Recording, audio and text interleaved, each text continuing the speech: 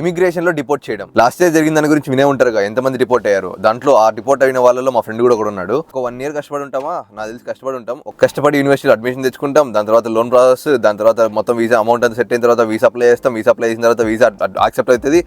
ఇంకా అంతా అయిపోయింది లేరా సెట్ అనుకునే టైంకి ఇంకా ఫ్లైట్లు బుక్ చేసుకుంటాం. ఫ్లైట్ వచ్చేసి అంతా అయిపోయిన తర్వాత ఇక్కడ ఇంత దూరం వస్తే, ఇక్కడికి వచ్చిన తర్వాత వాడేమో ఇమిగ్రేషన్ లో డిపోర్ట్ చేస్తారు. ఇక్కడికి ఇంత దూరం వచ్చిన తర్వాత డిపోర్ట్ అయిపోయామంటే ఒక్కొక్కసారి ఇంకా చాలా 1 year వేస్ట్ అయిపోతుంది. ప్లస్ చాలా ఇప్పటికే చాలా మనీ ఖర్చు అయిపోయింది, మొత్తం వేస్ట్ అయిపోయినట్టే. సో అందుకే ఇమిగ్రేషన్ లో డిపోర్ట్ చేయడానికి మెయిన్ రీజన్స్ ఏంటి, అండ్ మీరు డిపోర్ట్ అవ్వకుండా ఇమిగ్రేషన్ సక్సెస్ఫుల్ గా క్లియర్ చేయడానికి మీరు ఎలాంటి జాగ్రత్తలు తీసుకోవాలో మొత్తం ఈ వీడియోలో అయితే మాట్లాడుకుందాం. సేంటి మరి లెట్స్ గో.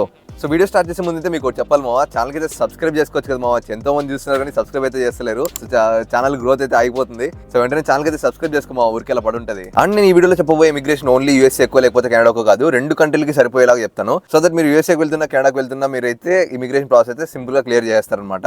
సో బేసిక్ గా ఏంటి అంటే మీకు ఇమిగ్రేషన్ అనగానే చాలా స్ట్రిక్ట్ ఉంటుంది, చాలా ఖచ్చితంగా డిపోర్ట్ చేస్తారు, చాలా మంది డిపోర్ట్ చేస్తారు. ఇలాంటి మీకు ఏమైనా ఒపీనియన్స్ ఉంటే ఖచ్చితంగా మార్చుకొని ఆఫ్ కోర్స్ ఖచ్చితంగా స్ట్రిక్ట్ అనేది అయితే ఉంటుంది, స్ట్రిక్ట్ గానే చేస్తారు. బట్ ఏంటి అంటే చాలా మందిని అయితే డిపోర్ట్ చేస్తారు అనేది పర్స్పెక్టివ్ లో మీరు ఉంటే మాత్రం ఖచ్చితంగా మానుకోండి మావా.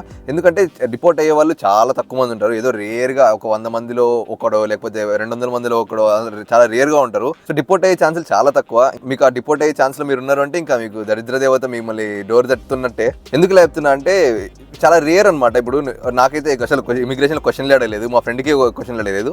బట్ ఇంకొంతమందికి అడిగారు, నా ముందర వాళ్ళకి అడిగారు, అలా అక్కడక్కడ అడుగుతారు అనమాట. వాళ్ళు క్వశ్చన్లు అడుగుతారు. బేసిక్గా వీళ్ళు ఏంటంటే సిమిలర్ టైప్ ఆఫ్ క్వశ్చన్స్ అడుగుతారు అనమాట. సో ఫస్ట్ అయితే ఒక 5 questions చెప్తాను. మాక్సిమం 5 questions అడుగుతారు. ఈ 5 questions మీరు ఆన్సర్ చేయగలిగారు అంటే మీకు ఖచ్చితంగా ఇమిగ్రేషన్ అయితే ఖచ్చితంగా క్లియర్ చేస్తారు. సో మీ డిపోర్ట్ అయ్యే ఛాన్స్ అయితే అస్సలు ఉండదు. సో ఈ 5 questions ఏంటో చూసేద్దాం. సో ఫస్ట్ క్వశ్చన్ ఏంటి అంటే what's your purpose for visiting the Canada are USA. So ఇప్పుడు కామెంట్ సెక్షన్కి వచ్చి మన వాళ్ళు అంటారు అనమాట, అదేంటి ఇప్పుడు ఫస్ట్ మన పేరు మన ఫ్యామిలీ డీటెయిల్స్ అడగాలి కదా, అదే first direct what's your purpose అని అడుగుతారు. అది అలాంటి కామెంట్స్ వస్తాయి కాబట్టి చెప్తున్నామా. ఫస్ట్ క్వశ్చన్ ఇంకా అలాంటి బేసిక్ క్వశ్చన్స్ అడిగితే మీ పర్సనల్ ఇన్ఫర్మేషన్ కూడా మీకు తెలియకుండా అయితే ఉండరుగా. సో అది మళ్ళీ ఇంక్లూడ్ చేయడం ఎందుకని చెప్పట్లేదు. ఫస్ట్ అయితే మీ పర్సనల్ ఇన్ఫర్మేషన్ అడగచ్చు. సో ఫస్ట్ పర్సనల్ ఇన్ఫర్మేషన్ అయిపోయిన తర్వాత నెక్స్ట్ క్వశ్చన్ అయితే మీ పర్పస్ ఎందుకు ఇక్కడికి కెనడా కానీ యూఎస్ఏ కానీ వచ్చారని అడుగుతారు. సో మీరు చెప్పాలన్నమాట మీ వీసా తగ్గట్టు. మీరు ఒకవేళ స్టూడెంట్ వీసా మీద వచ్చి మేము ఇక్కడ యూనివర్సిటీలో చదువుకోవడానికి వచ్చాం, లేకపోతే కాలేజ్లో చదువుకోవడానికి వచ్చామని చెప్పాలి.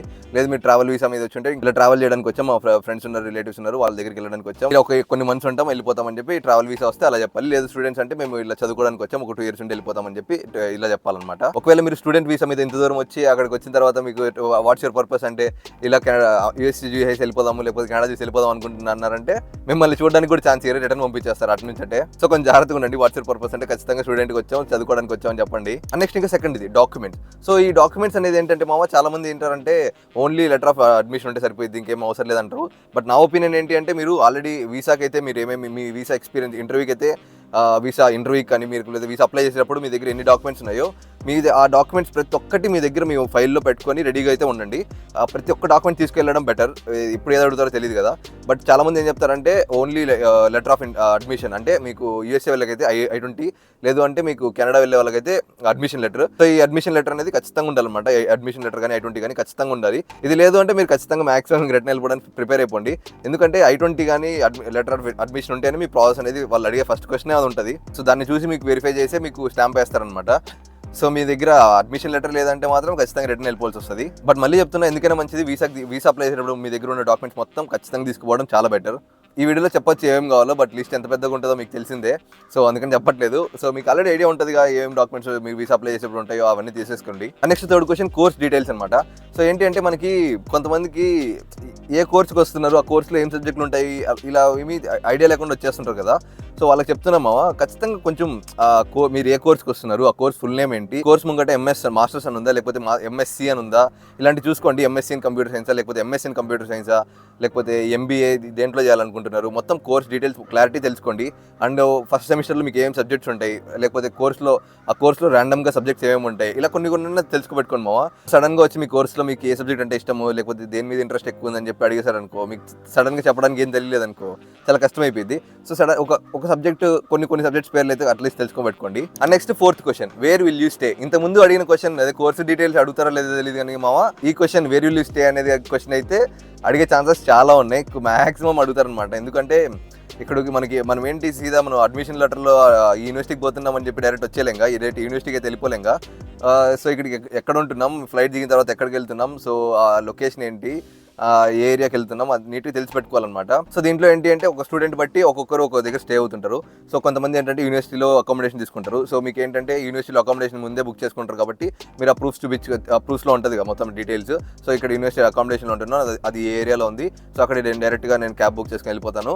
సో ఇలా ఎక్స్ప్లెయిన్ చేయడం రెడీగా ఉండండి. లేదు మీరు యూనివర్సిటీలో అకామిడేషన్ కాదు, బయట ఎవరైనా బయట రూమ్ తీసుకున్నారు అంటే మీరైతే లీజ్ అగ్రిమెంట్ ఉంటుంది కదా. సో మీ లీజ్ అగ్రిమెంట్ అయితే మీరు ముందే మీ ఓనర్ మీకు పంపించేస్తుంది, మెయిల్ చేయడము, ఫేస్బుక్లో చాట్ చేయడం ఏదో ఉంటుంది.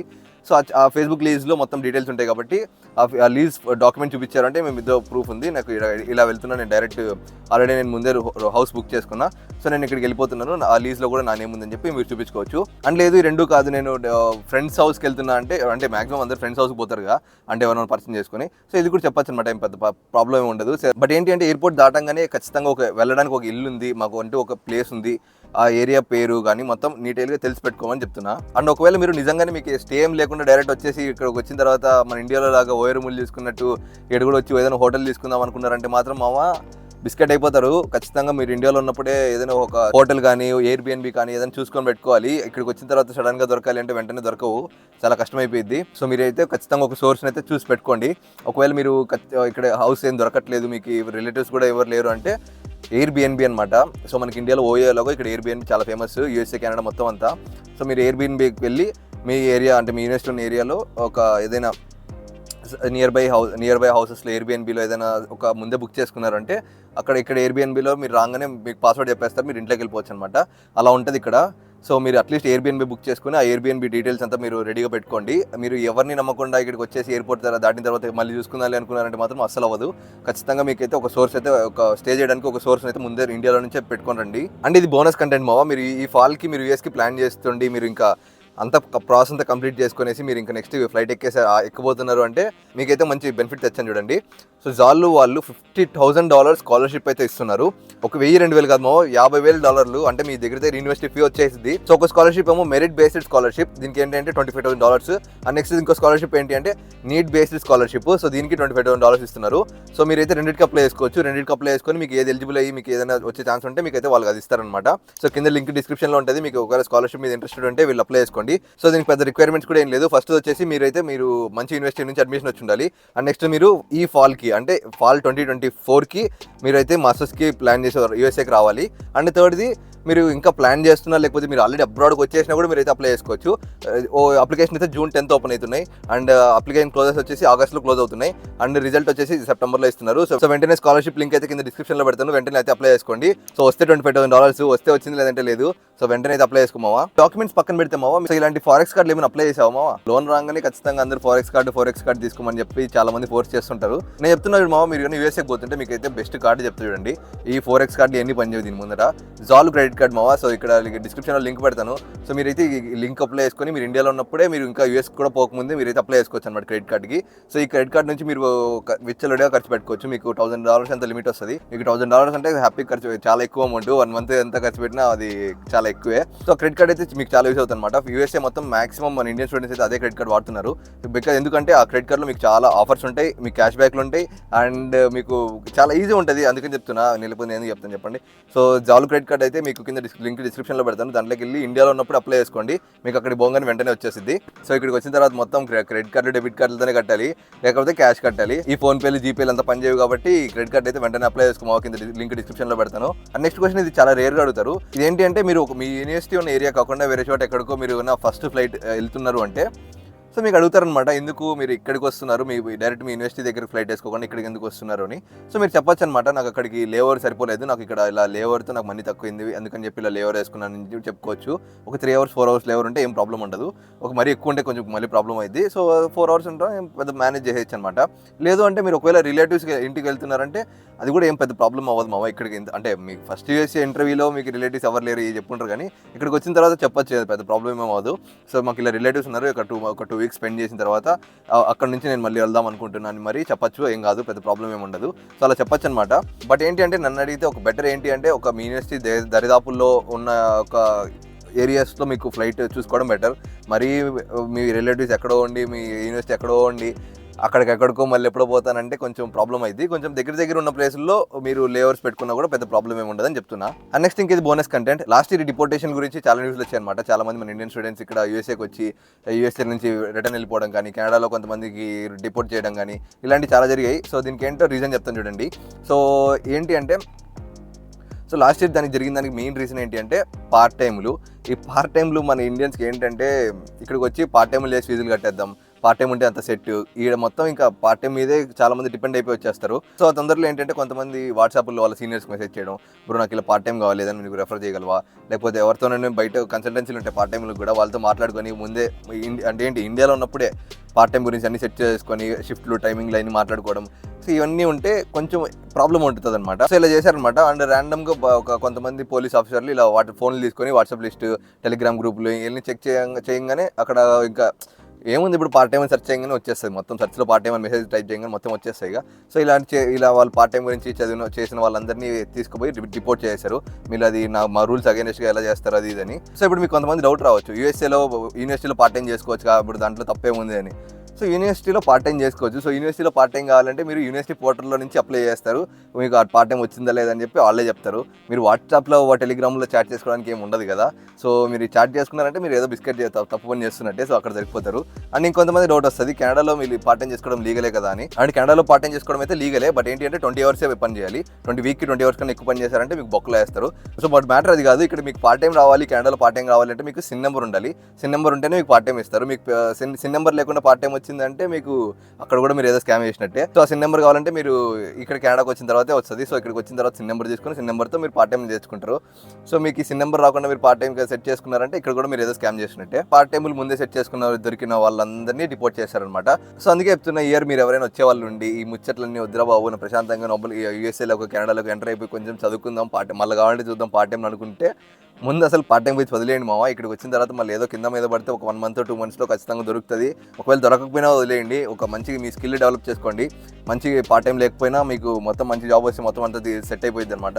So better ignore the part time. ఈ పార్ట్ టైం విషయాలు లేకపోతే ఈ ఇల్లీగల్ విషయాలన్నీ చాటింగ్లో ఎక్కడ చేయబాకండి. అండ్ అంతే మామ, ఇమిగ్రేషన్ అంటే మీరు టెన్షన్ పడనవసరం లేదని చెప్పి నా ఫీలింగ్. యాజ్ లాంగ్ యాజ్ మీ దగ్గర అన్ని ఒరిజినల్ డాక్యుమెంట్స్ ఉండి మీరు ఎంత లీగల్గా ఉన్నారు, మీ దగ్గర అన్ని ప్రూఫ్స్ ఉన్నాయి, మీ దగ్గర అన్ని ఉన్నాయి అనుకుంటే మీ అసలు టెన్షన్ పడనవసరమే లేదు. ధైర్యంగా ఆన్సర్స్ ఇచ్చారు. మీరు వీసా ఇంటర్వ్యూలు ఎలా ధైర్యంగా ఆన్సర్స్ ఇచ్చారో అలా మీరు మాట్లాడారు ఇమిగ్రేషన్లో కూడా అంటే మీకు సెట్ అయిపోయింది. లేదు ఒకవేళ మీరు ఏదైనా కొంచెం తడబడినా అలా జరిగితే మీకు ఒక సెకండ్ ఆప్షన్గా మిమ్మల్ని తీసుకుపోయి ఒక సపరేట్ ప్రైవేట్ ఇన్వెస్టిగేషన్ లాగా ఒక రూమ్ తీసుకుపోయి సెకండ్ ఇంటర్వ్యూ చేస్తారనమాట. ఆల్మోస్ట్ అంత దూరం తెచ్చుకున్నారంటే ఇంక సెకండ్ ఇంటర్వ్యూ ఆ రూములు క్లోజ్డ్ రూమ్లో మిమ్మల్ని మాత్రమే 1-on-1 సెషన్ అంటే ఇంక మళ్ళీ వచ్చి పడిపోయింది.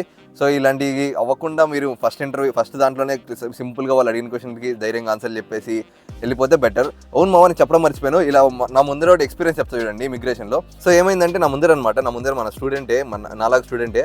సో అతను వచ్చి నా పక్క కౌంటర్కి వెళ్ళాడు, నేనే మీ పక్క కౌంటర్కి వచ్చాను. సో కౌంటర్లో నిల్చున్నాం. నన్ను అడుగుతున్నారు, నాదంతా అయిపోయింది.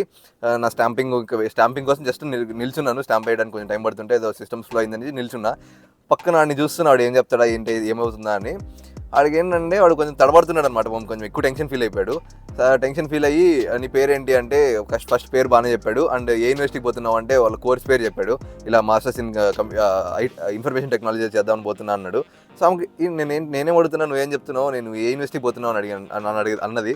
సో మళ్ళీ సారీ బై మిస్టేక్ ఏదో చెప్పాను, ఇలా నేను ఆ యూనివర్సిటీ పలానా కాలేజీ పోతున్నా అని చెప్పాడు. సో అది అయిపోయిన తర్వాత నెక్స్ట్ మళ్ళీ అడిగిందనమాట, నువ్వు ఏం కోర్స్కి వెళ్తున్నావు, ఇంకా కోర్సులో ఏం సబ్జెక్టులు ఉంటాయి, ఇలా అన్నీ అడుగుతూ వచ్చింది మెల్లగా. సో తడబడతా చెప్పేసరికి ఇంక ఈయన పంపించేస్తారేమో అనుకున్నా. బట్ అయినా అన్ని అర్థం చేసుకొని స్టూడెంటే కదా ఇప్పుడు ఫస్ట్ టైం వచ్చినట్టు ఉన్నాడని చెప్పి కొంచెం అర్థం చేసుకొని మంచిగా వదిలేశారు. లోపలికి స్టాంప్ వేసి పంపించారు. అది ఆఫీసర్ ఆమె మంచిదే ఉండొచ్చు అంటే ఇంకా వదిలేసింది, పెద్ద ఏమనలేదనమాట. బట్ క్వశ్చన్లు అయితే తడబడితే ఆన్సర్లు చెప్పాడు. సో ఆ తడబడి ఆన్సర్లు చెప్పిన వదిలేసింది. బట్ ఈ క్వశ్చన్ అడగడం అనేది నాకు తెలిసినంత వరకు అయితే చాలా రేర్ మావా. ఏదో ఫస్ట్ ఒక క్వశ్చన్ అడుగుతారు, ఆ క్వశ్చన్ నువ్వు కరెక్ట్ చెప్పామంటే వదిలేస్తారు. నువ్వు అది కాకుండా తడబడ్డావు అంటే నెక్స్ట్ ఇంకా అడుగుతారనమాట. 1 by 1 అడిగి ఓకే అనిపించినప్పుడే పంపిస్తారు. సో ఫస్ట్ క్వశ్చనే మిమ్మల్ని ఏదైనా అడిగితే కరెక్ట్గా ఆన్సర్ ఇచ్చేయండి, వదిలేస్తారు. మ్యాక్సిమం చాలా మందికి అయితే ఏం అడగకుండా పంపించేసిన ఛాన్సులు కూడా ఉంటాయి. సో ఇమిగ్రేషన్ అయితే మీరు అన్ని డాక్యుమెంట్లు తీసుకెళ్లారు, మీ దగ్గర ఇన్ఫర్మేషన్ కరెక్ట్ ఉంది, అన్ని తెలుసున్నాయి అంటే సింపుల్గా అయిపోయింది, టెన్షన్ పడకండి. అండ్ క్రెడిట్ కార్డ్ గురించి గుర్తుందిగా, కింద డిస్క్రిప్షన్లో లింక్ ఉంది, అప్లై చేసుకోమావా, చాలా యూజ్ అవుతుంది క్రెడిట్ కార్డ్. నీకు క్రెడిట్ కార్డ్ ఓన్లీ యూఎస్ఏ వాళ్ళకి మావా, మళ్ళీ కెనడా వాళ్ళకి లేదు. ఈ కెనడా వాళ్ళకి ఏంటి అంటే ఇంకా క్రెడిట్ కార్డులు ఇలాంటివి వస్తలేవు. బట్ యూఎస్ఏ వాళ్ళకి ఏంటంటే బెస్ట్ ఆఫర్ మావా. కింద డిస్క్రిప్షన్ లింక్ ఉంది, యూస్ చేసుకొని క్రెడిట్ కార్డు అప్లై చేసుకో, సెట్ క్రెడిట్ కార్డు. అండ్ ఈ వీడియోకి అయితే ఇంతే. నెక్స్ట్ ఇంకా మీ ఫ్రెండ్ ఎవరైనా ఫ్లైట్ బుక్ చేసుకొని రెడీగా ఉండి నెక్స్ట్ ఇంకా వెళ్ళిపోదాం రెడీగా ఉన్నాడంటే వెంటనే వీడియో అయితే వాళ్ళకి షేర్ చేసేయండి. అండ్ వీడియో నచ్చితే వెంటనే లైక్ చేయమా, అండ్ ఛానల్ అయితే సబ్స్క్రైబ్ చేసుకొని మర్చిపోకు. And see you in the next video. అప్పుడు దాకా keep smiling and take care.